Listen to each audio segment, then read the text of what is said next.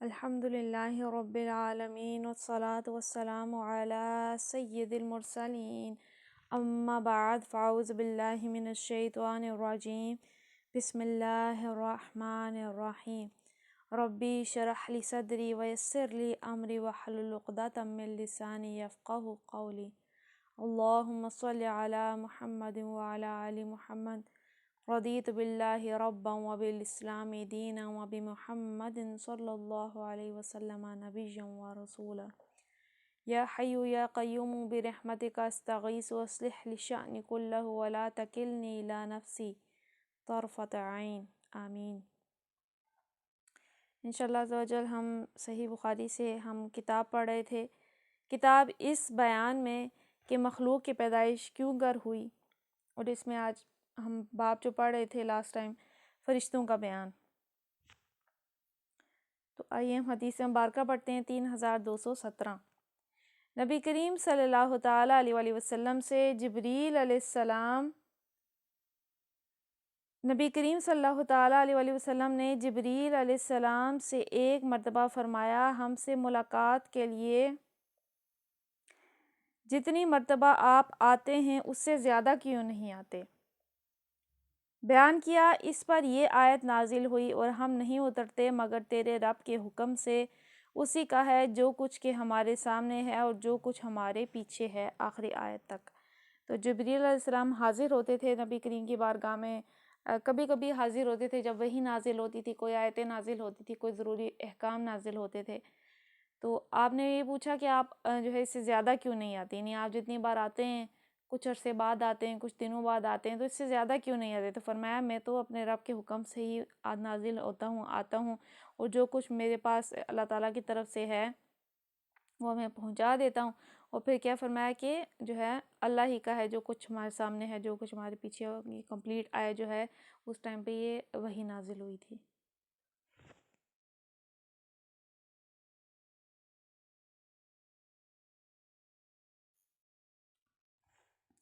رسول اللہ صلی اللہ تعالیٰ علیہ وآلہ وسلم نے فرمایا، جبریل علیہ السلام نے قرآن مجید مجھے عرب کے ایک ہی محاورے کے مطابق پڑھ کر سکھایا تھا، لیکن میں اس میں برابر اضافے کی خواہش کا اظہار کرتا رہا تاہم کہ عرب کے 7 محاوروں پر اس کا نزول ہوا۔ تو قرآن کو جو پڑھنے کا انداز ہے اس کے بارے میں ہے کہ آپ کو جو ہے ایک ہی طریقے پر سکھایا جاتا تھا، اور آپ نے خواہش کی کہ 7 محاوروں پر جو ہے اس کا نزول ہوتا رہے، اور پھر اسی طرح سے وہ نازل ہوا۔ رسول اللہ صلی اللہ تعالیٰ علیہ وآلہ وسلم سب سے زیادہ سخی تھے۔ آپ کی سخاوت رمضان شریف کے مہینے میں اور بڑھ جاتی تھی، جب حضرت جبریل علیہ السلام آپ سے ملاقات کے لیے ہر روز آنے لگتے۔ حضرت جبریل علیہ السلام آپ صلی اللہ تعالیٰ علیہ وآلہ وسلم سے رمضان کی ہر رات میں ملاقات کے لیے آتے اور آپ سے قرآن کا دور کیا کرتے تھے۔ حضرت خصوصاً اس دور میں جب حضرت جبریل علیہ السلام روزانہ آپ سے ملاقات کے لیے آتے تو خیرات و برکات میں تیز چلنے والی ہوا سے بھی زیادہ سخی ہو جاتے، اور عبداللہ بن مبارک سے روایت ہے، ان سے معمر نے اسی اسناد کے ساتھ اسی طرح بیان کیا ہے، اور حضرت ابو ہریرہ رضی اللہ تعالیٰ عنہ اور حضرت فاطمہ رضی اللہ تعالیٰ عنہ نے نقل کیا کہ نبی کریم صلی اللہ تعالیٰ علیہ وآلہ وسلم سے کہ حضرت جبریل علیہ السلام حضرت صلی اللہ تعالیٰ علیہ وآلہ وسلم کے ساتھ قرآن مجید کا دور کیا کرتے تھے۔ دور کہتے ہیں روین کو، دورہ کرنا، دہرائی کرنا، ریوائز کرنا، یعنی جب قرآن کمپلیٹ ہو جائے تو اس کے بعد ہی ہوتا ہے، لیکن یہ کہ جب جیسے جیسے وحی نازل ہوتی تھی، جتنا جتنا قرآن اترتا تھا اس کا مکمل دور کیا جاتا تھا، اور پھر جب رمضان آتا تھا تو ہر روز ہی حضرت جبریل علیہ السلام حاضر ہوتے اور روزانہ قرآن مجید کا دورہ کراتے آپ کو۔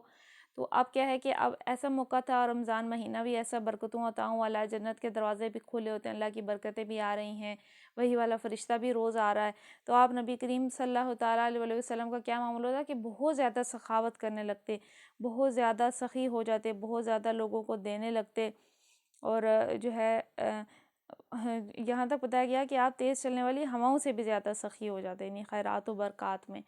تو اوبیسلی رمضان ایک مہینہ ہی ایسا ہے، سال بھر اس کا انتظار کیا جاتا ہے، اور پھر اس میں اللہ تعالیٰ کی کتنی رحمتیں برکتیں نازل ہوتی ہیں، پھر اس میں کثرت سے قرآن مجید پڑھا جاتا ہے، عبادات کی جاتی ہیں، روزے رکھے جاتے ہیں، اللہ کی نعمتیں ہوتی ہیں، بہت ساری نعمتیں ہوتی ہیں۔ تو اس میں جو ہے سخاوت، یعنی ہم سب کو بھی یہ چاہیے کہ ہم رمضان میں پھر سخی بھی بہت ہو جائیں، اور عموماً لوگ ہو بھی جاتے ہیں، جیسے زکوٰۃ عمومی طور پہ رمضان کے مہینے میں دیتے ہیں، پھر صدقات دیتے ہیں، پھر اس کے علاوہ جو فطرانے دیتے ہیں، اس کے علاوہ بھی لوگ بہت سارا صدقہ خیرات کرتے ہیں، لوگوں کو افطاریاں کراتے ہیں، روزے کھلاتے ہیں، کئی ساری نیکیاں کرتے ہیں۔ تو یہ سب چیزیں جو ہیں پھر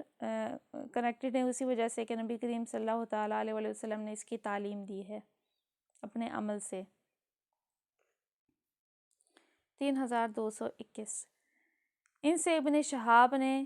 کہ حضرت عمر بن عبدالعزیز رحمۃ اللہ نے ایک دن عصر کی نماز کچھ دیر کر کے پڑھائی۔ اس پر عروہ بن زبیر رحمہ اللہ نے ان سے کہا، لیکن جبریل علیہ السلام نماز کا طریقہ حضرت کو سکھانے کے لیے نازل ہوئے اور رسول اللہ کے آگے ہو کر آپ کو نماز پڑھائی۔ حضرت عمر بن عبدالعزیز نے کہا، عروہ آپ کو معلوم بھی ہے آپ کیا کہہ رہے ہیں؟ عروہ نے کہا، اور سن لو، میں نے بشیر بن ابی مسعود سے سنا، انہوں نے ابو مسعود رضی اللہ تعالیٰ عنہ سے سنا، انہوں نے بیان کیا کہ میں نے رسول اللہ صلی اللہ تعالیٰ علیہ وسلم سے سنا، آپ فرما رہے تھے کہ حضرت جبریل علیہ السلام نازل ہوئے اور انہوں نے مجھے نماز پڑھائی، میں نے ان کے ساتھ نماز پڑھی، پھر دوسرے وقت ان کے ساتھ میں نے نماز پڑھی، پھر ان کے ساتھ میں نے نماز پڑھی، پھر میں نے ان کے ساتھ نماز پڑھی، پھر میں نے ان کے ساتھ نماز پڑھی۔ اپنی انگلیوں پر آپ نے 5 نمازوں کو گن کر بتایا، یعنی کہ دن میں جو ہے 5 بار حضرت جبریل امین حاضر ہوئے اور انہوں نے نبی کریم صلی اللہ تعالیٰ علیہ وسلم کو نماز پڑھائی۔ تو پھر صحابی نے بھی جو ہے ایسا ہی عمل کیا۔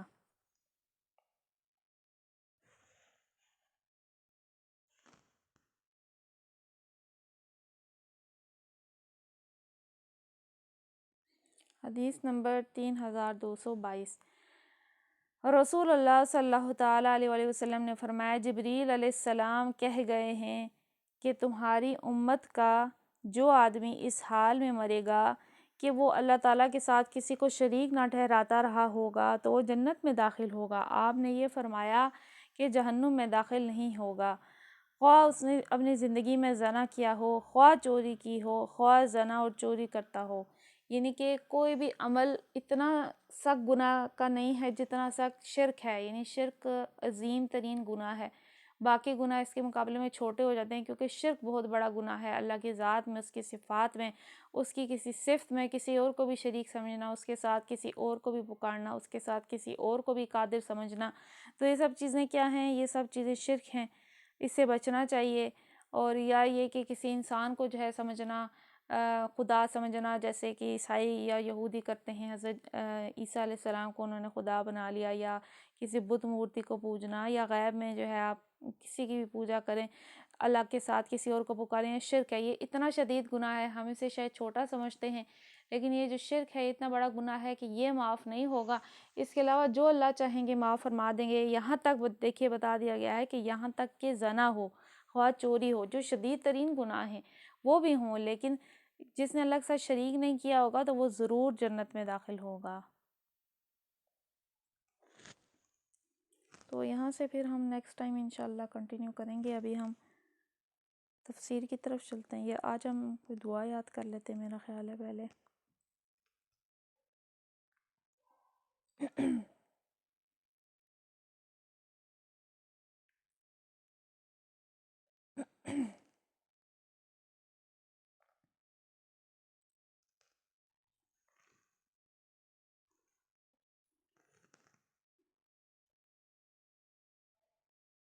آئیے پھر ہم شرک سے محفوظ رہنے کی دعا ہی پڑھ لیتے ہیں، کیونکہ شرک ایک ایسی چیز ہے کہ انسان جو ہے اس کو پتہ بھی نہیں ہوتا کہ وہ ہو سکتا ہے کہ ان دفعہ وہ نہ چاہتے ہوئے بھی کسی ایسی چیز میں، کیونکہ بہت ساری چیزیں شرک میں آتی ہیں۔ شرک اکبر ہے، شرک اصغر ہے، شرک فی المحبت ہے، یعنی کسی بھی چیز کی محبت دل میں زیادہ ہو جانا، اور جو ہے بہت ساری چیزوں میں جو ہے انسان نہ جانتے ہوئے بھی شرک کر لیتا ہے۔ تو ہم پھر شرک سے محفوظ رہنے کی دعا ہے، صبح و شام کے اذکار کے ساتھ یہ دعا پڑھی جاتی ہے تاکہ انسان جو ہے محفوظ رہے۔ تو آئیے ہم دعا پڑھتے ہیں۔ دعا ہے، اللہم انی اعوذ بک ان اشرک بک وانا اعلم واستغفرک لما لا اعلم۔ اے اللہ بے شک میں تیری پناہ میں آتا ہوں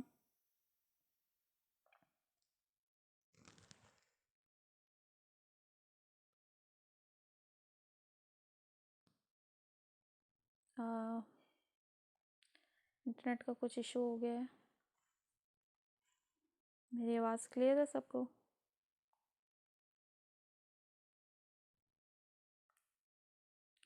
چلے ہم پڑھ رہے تھے، دعا کو ہم دوبارہ سے پڑھ لیتے ہیں. شرک سے محفوظ رہنے کی دعا ہے. اللہم انی اعوذ بک ان اشرک بک وانا اعلم واستغفرک لما لا اعلم. اس کا ترجمہ ہے اے اللہ بے شک میں تیری پناہ میں آتا ہوں کہ میں کسی کو تیرا شریک ٹھہراؤں جبکہ میں جانتا بھی ہوں، اور میں تجھ سے ان غلطیوں کی بخشش مانگتا ہوں جنہیں میں نہیں جانتا. یعنی اللہ تعالیٰ سے ہر طرح کے شرک سے پناہ مانگ رہے ہیں، اس شرک کو بھی جس کو ہم جانتے ہیں اور اس شرک سے بھی جس کو ہم نہیں جانتے. اللہم انی اعوذ بک ان اشرک بک وانا اعلم واستغفرک لما لا اعلم. یعنی کہ ہر چیز جس کو میں جانتا ہوں، یہ اس سے میں تیری پناہ مانگتا ہوں کہ ان اشرکا کہ میں شریک ٹھہراؤں جو ہے کسی کو تیرا، اور اس سے کہ میں اس چیز کو جس کو میں جانتا ہوں اور اس چیز کو بھی جس کو میں نہیں جانتا.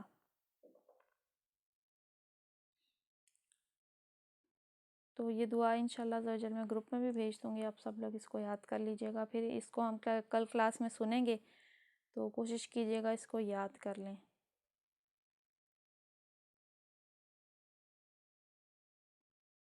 پچھلی دعائیں کوشش کریں جتنی بھی گروپ میں بھیجی ہوئی ہیں ان کو ریوائز کرتے رہا کریں تاکہ جو ہے وہ یاد رہیں. اور اس کے علاوہ ان کو صبح و شام کے اذکار ہیں، جیسے اس کے علاوہ جو ہے نماز کے بعد پڑھنے والی دعائیں ہیں، رات کو سونے سے پہلے پڑھنے والی دعائیں ہیں. اس کے علاوہ بھی ہم نے سجدے میں پڑھنے والی، رکوع میں پڑھنے والی دعائیں کئی ساری یاد کی ہیں، تو ان کو بھی اپنی نمازوں میں شامل کریں تاکہ جو ہے پھر ہمیں وہ یاد رہیں.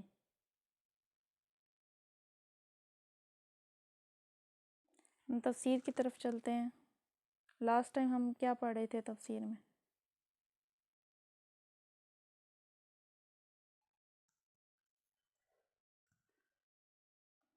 ہم نے کل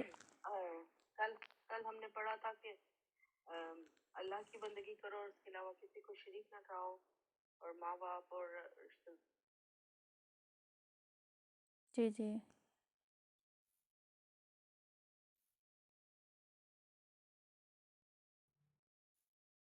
ہم نے جو ہے اس کے علاوہ یہ پڑھا تھا. آپ کی آواز کٹ گئی ہے.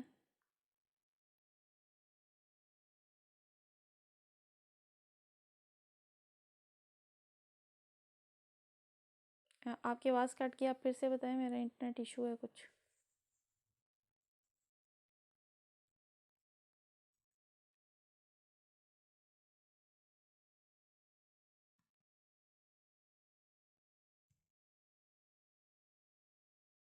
اچھا، آپ کی آواز بیچ میں تھوڑی کٹ گئی تھی، مجھ تک پہنچی نہیں ہے. میرا خیال ہے باقیوں نے سن لیا ہوگا. میری آواز کلیئر ہے؟ جی صحیح آ رہی ہے. ٹھیک ہے. اچھا، ہم نے جو ہے مال خرچ کرنے کے حوالے سے بھی پڑھا تھا کہ جی جو مال خرچ کرنے کی، اگر یہ جو دکھا کے خرچ کرتے ہیں وہ بھی صحیح نہیں ہے، اور یا کنجوسی کریں تو وہ بھی اللہ کی راہ میں پسند نہیں ہے جاتا. جی بالکل، یعنی مال جو ہے اللہ تعالیٰ کی راہ میں خرچ کرتے ہیں کچھ لوگ صرف دکھاوے کے لیے، ان کا اللہ پہ کوئی ایمان نہیں ہوتا. اور دو طرح کی کیٹیگریز کا ہم نے پڑھا تھا. ایک وہ جو کہ بالکل جو ہے جو اللہ تعالیٰ نے انہیں دیے اپنے فضل سے انہیں عطا فرمایا اس کو چھپاتے ہیں، اور دوسری طرح کے وہ لوگ ہیں جو کہ صرف دکھانے کے لیے خرچ کرتے ہیں، اللہ کے رضا کے لیے خرچ نہیں کرتے. تو آج ہم نے پڑھنا ہے آیت نمبر 41 سے. اعوذ باللہ من الشیطان الرجیم، بسم اللہ الرحمن الرحیم. وَكَيْفَ إِذَا جِئْنَا مِن كُلِّ أُمَّةٍ بِشَهِيدٍ وَجِئْنَا بِكَ عَلَىٰ هَٰؤُلَاءِ شَهِيدًا. وَكَيْفَ پھر کیسا، إِذَا جِئْنَا جب ہم پلائیں گے، من کل امتٍ ہر ایک امت سے، بشہید ایک گواہ. جب ہم پلائیں گے کی جگہ ہونا چاہیے بلائیں گے. من کل امتٍ ہر امت سے، بشہید ایک گواہ، وجئنا اور بلائیں گے، بکا آپ کو، علی ہؤلاء ان کے اوپر، شہیدہ گواہ. پھر سوچو کہ اس وقت یہ کیا کریں گے جب ہم ہر امت میں سے ایک گواہ لائیں گے اور ان لوگوں پر تمہیں یعنی محمد صلی اللہ تعالیٰ علیہ وآلہ وسلم کو گواہ کی حیثیت سے کھڑا کر دیں گے۔ اب جو ہے ہم اسے پہلے جو چیزیں پڑھ رہے تھے کہ آخرت پر ایمان، اور پھر یہ کہ کوئی شخص تھوڑی سی بھی نیکی کرتا ہے تو اللہ تعالیٰ اس کو بڑھا چڑھا کے اسے دے گا۔ پھر اللہ تعالیٰ یہ فرما رہے ہیں کہ پھر وہ وقت کیسا ہوگا کہ جب ہم ہر امت میں سے گواہ لائیں گے۔ گواہ یعنی وہ جو ہے جو ان لوگوں پہ گواہ بنانے کے لیے بھیجے گئے تھے، نبی رسول ہو گئے، یا یہ کہ ہم خود بھی، ہم جو امت ہیں آخری امت، ہم بھی لوگوں پر گواہ ہیں کہ ہم نے پیغام لوگوں تک پہنچانا ہے۔ تو اللہ تعالیٰ اس دن کے بارے میں، اس وقت کے بارے میں پوچھ رہے ہیں کہ کیا ہوگا۔ پھر سوچو اس وقت کے بارے میں کہ جب ہر امت سے گواہ لایا جائے گا اور پھر محمد صلی اللہ تعالیٰ علیہ وآلہ وسلم کو لوگوں پر گواہ بنایا جائے گا۔ یعنی ہر دور کا پیغمبر اپنے دور کے لوگوں پر اللہ کی عدالت میں گواہی دے گا کہ زندگی کا وہ سیدھا راستہ، فکر و عمل کا وہ صحیح طریق جس کی تعلیم آپ نے مجھے دی تھی، اسے میں نے ان لوگوں تک پہنچا دیا۔ پھر یہی شہادت محمد صلی اللہ تعالیٰ علیہ وآلہ وسلم اپنے دور کے لوگوں پر دیں گے، اور قرآن سے معلوم ہوتا ہے کہ آپ صلی اللہ تعالیٰ علیہ وآلہ وسلم کا دور آپ صلی اللہ تعالیٰ علیہ وآلہ وسلم کی بعثت کے وقت سے قیامت تک ہے۔ تو کیا ہے کہ ہر نبی اپنی امت پر گواہ ہوں گے۔ وہ کس چیز کی گواہی دیں گے؟ کہ اللہ میں نے تیرا پیغام پہنچا دیا، جیسے تو نے مجھے دیا تھا، جیسے تو نے مجھے ہدایت کا راستہ بتایا تھا، جیسے تو نے مجھے جس طریقے پر چلنے کی تعلیم دی تھی، جیسے کہ تو نے مجھے غیب کی خبریں دی تھی، جیسے کہ تو نے مجھے آخرت کی خبر دی تھی، ہر چیز میں نے ان لوگوں تک پہنچا دیا۔ تو دیکھیے کہ باقی نبی اور رسول اپنے اپنے دور، اپنی اپنی قومیں، ان تک وہ تھے، جیسے کہ ہم بہت سارے نبیوں اور رسولوں کا تذکرہ ہم پڑھتے ہیں، حضرت موسیٰ علیہ السلام، حضرت عیسیٰ علیہ السلام، حضرت ابراہیم علیہ السلام، حضرت ہود علیہ السلام، حضرت لوط علیہ السلام، حضرت نوح علیہ السلام، بہت سارے، کچھ کا قرآن میں ذکر ہے، لیکن 1,24,000 دیکھیے نبی اور رسول بھیجے گئے ہیں۔ ہر ایک کو ان کی امت پر گواہ لایا جائے گا، اور ہمارے نبی صلی اللہ تعالیٰ علیہ وآلہ وسلم کیونکہ قیامت تک کے نبی ہیں، تو آپ کو قیامت تک کے لوگوں کے لیے جو ہے آپ کو گواہ بنا کر لایا جائے گا۔ اور پھر کیا ہے، وہ گواہی کی حیثیت دیں گے، جو ہے کھڑے ہوں گے اس دن، اور اس دن وہ گواہی دیں گے کہ اللہ ہم نے تیرا پیغام پہنچا دیا، ہمارے ذمہ جو تھا وہ ہم نے صاف صاف پہنچا دیا، آگے ان لوگوں نے عمل کیا نہیں کیا۔ کیونکہ آج بھی دیکھیے کہ اس دور میں بھی اگر کوئی کافر بھی ہے تو قرآن کا میسیج دور دور تک پہنچ چکا ہے، مشرق ہو یا مغرب ہو، یہاں تک کہ ہمارے نبی نے فرمایا تھا کہ یہ دین ہر گھر میں داخل ہوگا، یعنی ہر گھر تک جو ہے اس کا پیغام جائے گا۔ آج مشرق ہو یا مغرب کوئی بھی چاہے تو اس کی تعلیمات بالکل کھلی ہیں، اوپن ہیں، کلیئر ہیں، کہیں سے بھی کوئی قرآن کی کاپی ہر لینگویج میں اویلیبل ہے، جو چاہے اس کو پڑھ سکتا ہے، جو چاہے تو اگر اللہ کی توفیق ساتھ شامل ہو تو صحیح راستہ، حق کا راستہ پہچان سکتا ہے، پا سکتا ہے۔ البتہ یہ کہ نبی اور رسول گواہ ہوں گے، اور پھر جو ہے جو آخری امت کے لوگ ہیں وہ بھی گواہ ہوں گے، کیونکہ کئی ساری آیتیں اگر ملا کے دیکھی جائیں تو اس سے یہ معلوم ہوتا ہے کہ جو لوگ ہیں، جو امت ہے آخری امت، ان کا بھی کام وہی ہے جو انبیاء کا تھا، یعنی امر بن معروف و نہی عن المنکر، یعنی نیکی کا حکم دینا، برائی سے منع کرنا۔ وہی ذمہ داری جو انبیاء کو دے کر بھیجی گئی تھی وہ آج ہمارے ذمہ بھی ہے۔ تو اب ہمیں دیکھنا چاہیے کہ ہم نے کس حد تک وہ ذمہ داری ہم نبھا رہے ہیں، یا ہمارا اس میں کس حد تک کوئی عمل ہے کہ ہم بھی لوگوں کو نیکی کا حکم دیتے ہوں، ہم بھی برائی سے منع کرنے والے ہوتے ہوں، ہم بھی اس عظیم کام کو کرنے والے ہوں۔ تو اس لیے کوشش کرنی چاہیے کہ کوئی نہ کوئی اپنا حصہ ضرور رکھیں کہ جس میں ہم لوگوں کو نیکی کی تعلیم دیں اور برائی سے منع کریں۔ آیت نمبر 42، يومئذ يود الذين كفروا وعصوا الرسول لو تسوى بهم الأرض ولا يكتمون الله حديثا۔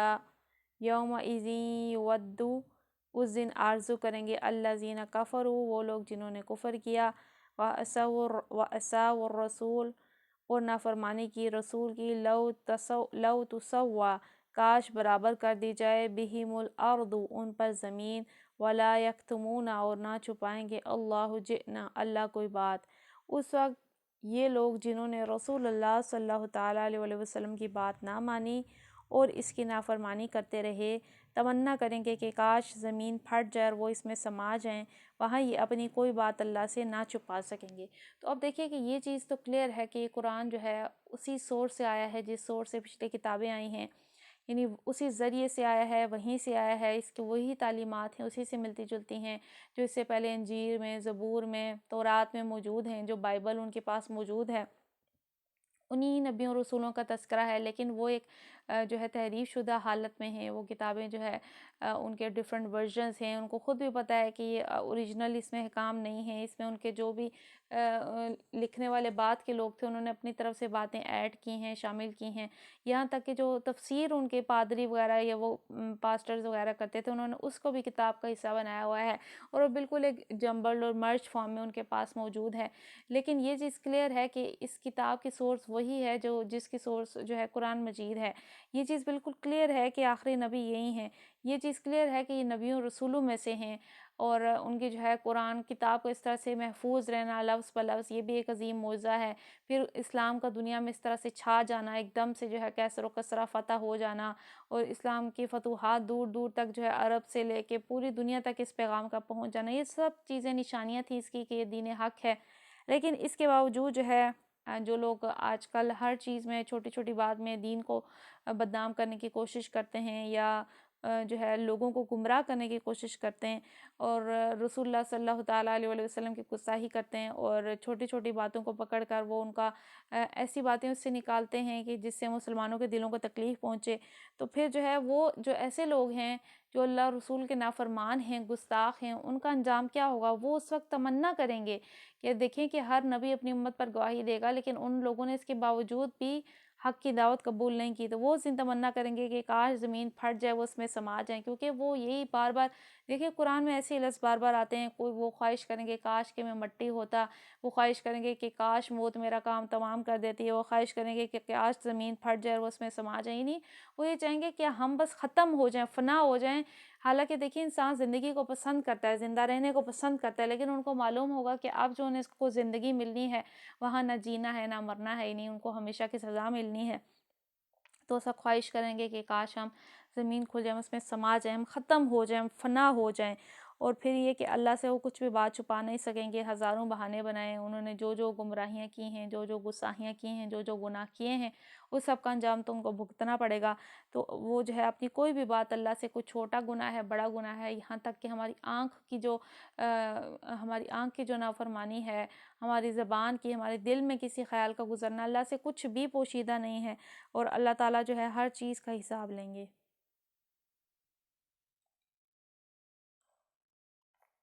آیت نمبر 43۔ یا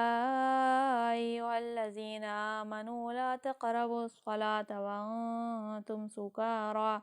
حتى تعلموا ما تقولون ولا جنبا إلا عابري سبيل حتى تغتسلوا وإن كنتم مرضى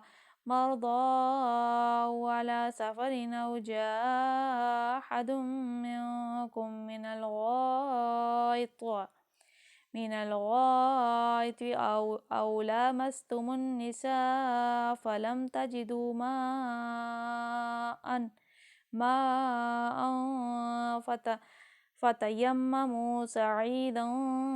طيبا فامسحوا بوجوهكم وأيديكم إن الله كان عفوا غفورا۔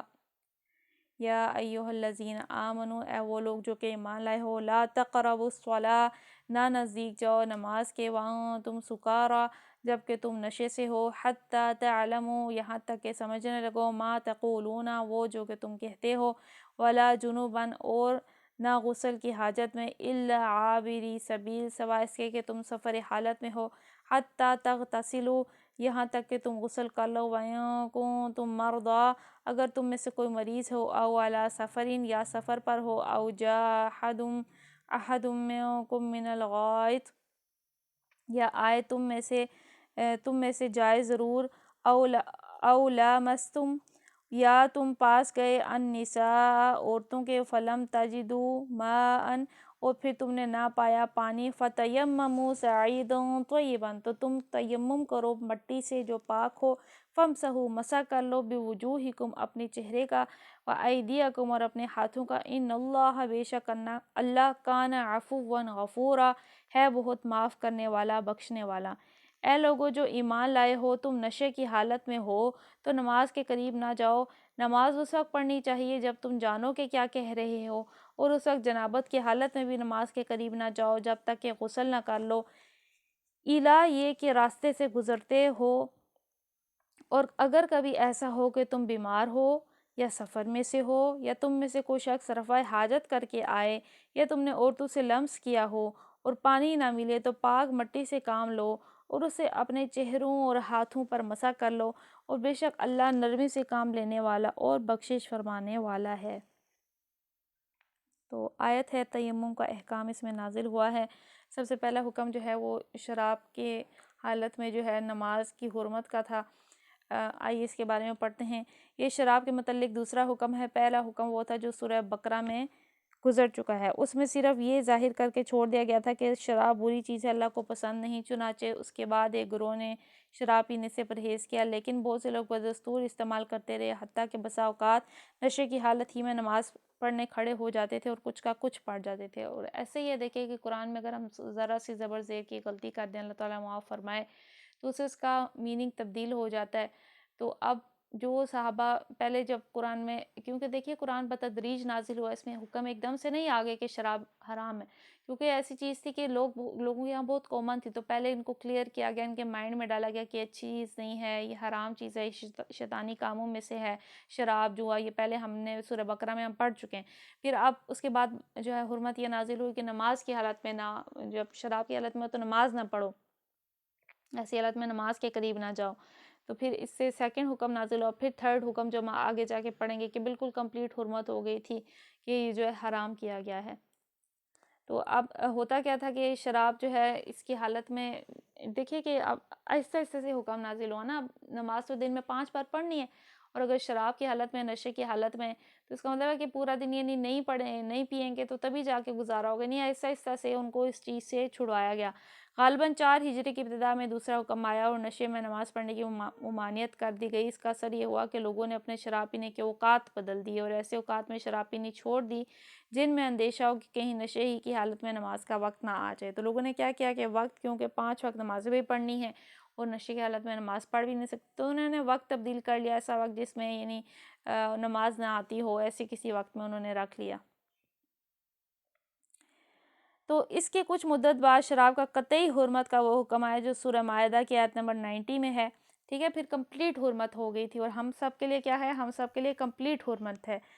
یہاں یہ بات ذہن نشین کر لینی چاہیے کہ آیت میں سکر یعنی نشے کا لفظ ہے، اس لیے یہ حکم صرف شراب کے لیے خاص نہ تھا بلکہ ہر نشہ آور چیز کے لیے عام تھا، اور اب بھی اس کا حکم باقی ہے، اگرچہ نشہ آور اشیاء کا استعمال بجائے خود حرام ہے، لیکن نشے کی حالت میں نماز پڑھنا دوسرا عظیم تر گناہ ہے، یعنی کیونکہ جیسے ہم نے پڑھا تھا کہ عام گناہ تو کسی نے باہر گناہ کیا وہ جو ہے ایک گناہ ہے، لیکن کسی نے مسجد میں وہی گناہ کیا تو وہ دوہرا گناہ ہے، کیونکہ مسجد کی بھی حرمت ہے۔ کسی عام شخص نے گناہ کیا تو وہ ایک ہے، لیکن کسی عالم نے کیا تو وہ دوہرا گناہ ہے۔ تو اسی طرح سے جو ہے کسی نے جو ہے جیسے کہ ہم نے پڑھا نشہ استعمال کیا تو وہ نشہ حرام ہے، لیکن نماز سے پہلے کیا تو وہ ڈبل حرام ہے۔ تو اس طرح سے یعنی ہر چیز، یعنی جتنی جس چیز کی حرمت ہے، جتنی جس چیز کی اہمیت ہے، اتنا زیادہ پھر گناہ اس طرح سے بڑھتا جاتا ہے۔ تو پھر یہ کہ کمپلیٹ صرف جو ہے شراب کے بارے میں نہیں ہے بلکہ کوئی بھی چیز جو کہ نشہ لاتی ہے وہ حرام ہے۔ اس کے بعد جو ہے دوسرا حکم کیا نازل ہوا، اور نماز اس وقت پڑھنی چاہیے جب تم جانو کہ کیا کہہ رہے ہو۔ اس بنا پر نبی کریم صلی اللہ تعالیٰ علیہ وآلہ وسلم نے ہدایت فرمائی ہے کہ جب کسی شخص پر نیند کا غلبہ ہو رہا ہو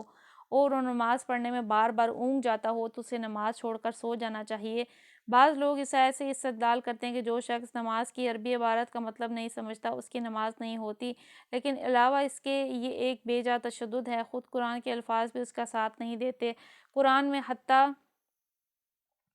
آیت جو ہے لکھی ہوئی ہے، فرمایا یعنی آدمی نماز میں آدمی کو اتنا ہوش رہنا چاہیے کہ وہ یہ جانے کہ وہ کیا چیز اپنی زبان سے ادا کر رہا ہے، ایسا نہ ہو کہ وہ کھڑا ہو تو نماز پڑھنے اور شروع کر دے کوئی غزل، ٹھیک ہے۔ تو اب کیا ہے کہ جیسے نشے کی حالت میں جب انسان بالکل جان ہی نہ رہا ہو کہ وہ کیا کہہ رہا ہے، اور ایسا کئی دفعہ ہو جاتا ہے، فار ایگزامپل آپ رات کو بہت دیر کر دیا آپ نے سونے میں اور آپ فجر کے لیے اٹھے ہیں، لیکن بار بار آپ کی آنکھ لگ رہی ہو، میں بھی سجدے میں جاتے ہوئے، میں بھی آپ کی رات لمبی ہو گئی، اس طرح آپ کو نیند آ رہی ہو اور آپ کو بالکل سمجھ نہ آ رہی ہو کہ آپ کیا پڑھیں، تو اس بارے میں جو ہے نبی کریم صلی اللہ تعالیٰ علیہ وسلم کی ہدایت ہے کہ ایسی حالت میں وہ نماز چھوڑ کر سو جائے۔ یعنی یہ نہیں ہے کہ آپ یہ سمجھے کہ میں تو آنکھ کھلی نہیں تو بستر سے بھی نہ اٹھنا، گوارا کرنا ہے، وضو کرنا ہے، جائے نماز پہ کھڑے ہوں گے تو پڑھ بھی لیں گے ایزیلی، لیکن یہ کہ ایسی حالت ہوتی ہے، میں بھی کوئی سفر کر کے آیا ہو بہت لمبا، میں بھی کوئی ایسی کنڈیشن ہو کہ اگر وہ پڑھے گا تو اس پہ نیند، اس کو بار بار اس پہ نیند غالب آ جائے گی، وہ نماز صحیح طرح سے ادا نہیں کر سکے گا، وہ بھول جائے گا، بیچ میں وہ اونگ والا یعنی اس کی حالت ہو جائے گی۔ تو اس حالت میں چاہیے کہ وہ اس کو نماز کو چھوڑ دے، اس کی نہیں وہ پھر قضا ادا کر لے گا۔ اور پھر لوگوں نے اس کا یہ بھی مطلب سمجھا کہ جو ہے یعنی جب تک کہ وہ جان رہا کہ وہ کیا کہہ رہے، تو لوگوں نے کہا کہ جو ترجمہ نہیں جانتے تو وہ اس طرح سے یہاں یہ بتایا جا رہا ہے کہ ایسی سختی نہیں ہے، بلکہ یہ کہ یہ جانتا ہو آدمی کہ میں نماز ادا کر رہا ہوں، اپنے ہوش و حواس میں ہو، لفظ درست ادا کر رہا ہو، اور پھر ایسا نہ ہو کہ نماز شروع کرے اور کچھ اور پڑھنا شروع کر دے۔ آگے بڑھتے ہیں، اور اسی طرح جنابت کی حالت میں بھی نماز کے قریب نہ جاؤ۔ تو جنابت کے اصلی معنی ہیں دوری اور بیگانگی کے ہیں، اس سے لفظ اجنبی نکلا ہے۔ اصطلاحی شرح میں جنابت سے مراد وہ نجاست ہے جو قضائے شہوت یا خواب میں مادر خارج ہونے سے لاحق ہوتی ہے، کیونکہ اس وجہ سے آدمی طہارت سے بیگانہ ہو جاتا ہے۔ تو کوئی بھی جنابت کی حالت میں آپ چلے گئے، آیا اس ذریعے کہ اپنی بیویوں کے ساتھ، یا یہ کہ خواب میں جو ہے مادہ خارج ہوا، یعنی کوئی بھی ایسی وجہ ہوئی جس کی وجہ سے جو ہے آدمی جو ہے طاہر نہ رہا، پاک نہ رہا، تو اس حالت میں بھی وہ نماز کے قریب نہیں جائے گا، یعنی پاکی حاصل کرنے کے بعد جائے گا۔ جنابت کی حالت میں بھی نماز کے قریب نہ جاؤ جب تک کہ غسل نہ کر لو، یعنی غسل کر لو، پاکی حاصل کر لو۔ ہاں، یہ بتا رہے جانے کہ الہ یہ کہ راستے سے گزرتے ہو۔ فقہا اور مفسرین میں سے ایک گروہ نے اس آیت کا مفہوم یہ سمجھا کہ جنابت کی حالت میں مسجد نہ جانا چاہیے، الہ یہ کہ کسی کام کے لیے مسجد سے گزرنا ہو۔ اس رائے کو عبداللہ بن مسعود، انس بن مالک، حسن بصری، ابراہیم نخعی وغیرہ حضرات نے اختیار کیا ہے۔ دوسرا گروہ اس سے سفر مراد لیتا ہے، یعنی اگر آدمی حالت سفر میں ہو، جنابت لاحق ہو جائے تو تیمم کیا جا سکتا ہے۔ رہا مسجد کا معاملہ، تو اس گروہ کی رائے میں جنبی کے لیے وضو کر کے مسجد میں بیٹھنا جائز ہے۔ یہ رائے حضرت علی بن عباس، سعید بن جبیر اور بعض دوسرے حضرات نے اختیار فرمائی ہے۔ اگرچہ اس امر میں قریب قریب سب کا اتفاق ہے کہ اگر آدمی سفر حالت میں ہو، جنابت لاحق ہو جائے اور نہانا ممکن نہ ہو تو تیمم کر کے نماز پڑھ سکتا ہے، لیکن پہلا گروہ اس مسئلے کو حدیث سے اخذ کرتا ہے اور دوسرا گروہ اس روایت کی بنیاد قرآن کے مندرجہ بالا آیت پر رکھتا ہے۔ تو دو طرح کی چیزیں سمجھی گئی، دو طرح کے اختلافات انہوں نے دونوں ہی بیان کر دیے۔ فرسٹ گروہ نے یہ سمجھا کہ حالت جنابت میں بالکل منع ہے، مسجد جا ہی نہیں سکتے، اور دوسرے گروہ نے کیا کیا کہ انسان وضو کر کے جائے تو بیٹھ سکتا ہے۔ تو ایک نے جو اپنا مسئلہ ہے وہ حدیث سے نکالا، اور دوسرے گروہ نے اپنا مسئلہ قرآن کی اس آیت سے نکالا ہے۔ تو کس آیت سے؟ اس آیت میں بتایا گیا ہے کہ اگر جو ہے جنابت کی حالت میں ہو تو نماز کے قریب نہ جاؤ جب تک کہ غسل نہ کر لو، اور الہی کے راستے سے گزرتے ہیں، کوئی سفر حالت میں ہو، اب وہ غسل نہیں کر سکتا، یا کوئی شخص جو راستے میں ہو، یا کوئی شخص بہت سخت بیمار ہے، وہ غسل کرنے سے اس کو بہت زیادہ تکلیف ہو جانے کا اندیشہ ہے، یا یہ کہ کوئی شخص سفر میں ہو، یا یہ کہ تم میں سے کوئی رفع حاجت کر کے آئے، یا تم نے عورتوں سے لمس کیا ہو، یعنی یہ تمام حالتیں ہیں۔ اس حالت میں اگر انسان کا وضو نہیں رہتا، ظاہر پاکی نہیں رہتی، تو لمس سے مراد کیا ہے، اس کے بارے میں تفسیر پڑھتے ہیں۔ اس امر میں اختلاف ہے کہ لمس یعنی چھونے سے کیا مراد ہے۔ حضرت علی بن عباس، ابو موسیٰ اشعری، ابی بن کعب، سعید بن جبیر، حسن بصری اور متعدد ائمہ کی رائے ہے کہ اس سے مراد مباشرت ہے، اور اسی رائے کو امام ابو حنیفہ اور ان کے اصحاب نے اختیار کیا ہے، بخلاف اس کے حضرت عبداللہ بن مسعود، حضرت عبداللہ ابن عمر کی رائے ہے کہ بعض روایات سے معلوم ہوتا ہے کہ عمر ابن خطاب کی بھی یہی رائے ہے کہ اس سے مراد چھونا یا ہاتھ لگانا ہے، اور اسی رائے کو امام شافعی نے اختیار کیا ہے۔ بعض ائمہ نے بیچ کا مسلک بھی اختیار کیا ہے، مثلا امام مالک کی رائے ہے کہ اگر عورت یا مرد ایک دوسرے کو جذبات شہوانی کے ساتھ ہاتھ لگائیں تو ان کا وضو ساقط ہو جائے گا اور نماز کے لیے انہیں نیا وضو کرنا ہوگا، لیکن اگر جذبات شہوانی کے بغیر ایک دوسرے کے جسم سے مس ہو جائے تو اس میں کوئی مذائقہ نہیں ہے۔ تو بعض حضرات یہ فرماتے ہیں کہ مباشرت ہو تو تب جو ہے آپ کا وضو نہیں رہتا، اور بعض نے اس میں بھی کہا ہے کہ اگر جو ہے صرف ہاتھ لگا دیا، چھو دیا تب بھی ہو جاتا ہے، اور بعض نے یہ کہا ہے کہ اگر شہوت سے ہاتھ لگایا تو تب چھویا ہے۔ تو ہر طرح کے مسائل ہیں، تھوڑا سا جو ہے اختلاف ہے مسائل میں علماء کی، تو سب کی رائے سن کے پھر ہی کچھ ڈیسائیڈ کرنا چاہیے۔ پھر فرمایا پھر پانی نہ ملے تو پاک مٹی سے تیمم کر لو، یعنی یہ تمام حالتیں ہوں، کوئی شخص بیمار ہو، غسل جو ہے اس کا نہ ہو، یا وہ سفر میں ہو، یا رفع حاجت کی ہو، تو سے اس نے مباشرت کی ہو، ہر کوئی نہ کوئی ایسی حالت ہو، کیا ہے اب اس کے پاس پانی بھی نہیں ہے تو وہ کیا کرے، پاک مٹی سے کام لے اور اسے چہرے اور ہاتھوں پر مسح کر لے۔ تو हुक्म की तफसीली सूरत यह है कि अगर आदमी बेवज़ू हो या उसे गुस्ल की हाजत हो और पानी नहीं मिलता तो तयम्मुम करके नमाज़ पढ़ सकता है। अगर मरीज़ या गुस्ल या वज़ू करने से उसका कोई नुकसान का अंदेशा है तो पानी मौजूद होने के बावजूद तयम्मुम की इजाज़त से फ़ायदा उठा सकता है। तयम्मुम के मानी कसरत करने के हैं, मतलब ये हैं कि जब पानी ना मिले या पानी हो और उसका इस्तेमाल मुमकिन ना हो तो पाक मट्टी का कसरत करें। अच्छा, इसकी तफसीर थोड़ी जामे है, तो जो तयम्मुम करने का तरीका है वो हम इंशाल्लाह अज़्ज़ा वजल यहीं से आगे कंटिन्यू करेंगे। कल उसको सीखेंगे ही नहीं, जैसे बताया जा रहा है कि कैसे तयम्मुम करना कैसे है, मट्टी कहाँ से लेनी है और कैसे उसको जो है जैसा कि बताया जा रहा है चेहरे और हाथों पे फेरना है।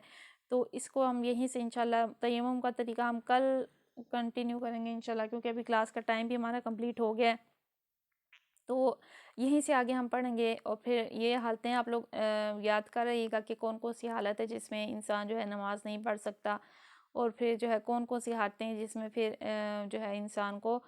इजाज़त दी गई है कि वो तयम्मुम कर सकता है। तो इंशाल्लाह अज़्ज़ा वजल यहीं से कंटिन्यू करेंगे। अल्लाह ताला से दुआ करते हैं कि आज हमने जो भी आयतें पढ़ी समझी, जो हमने दुआएं याद की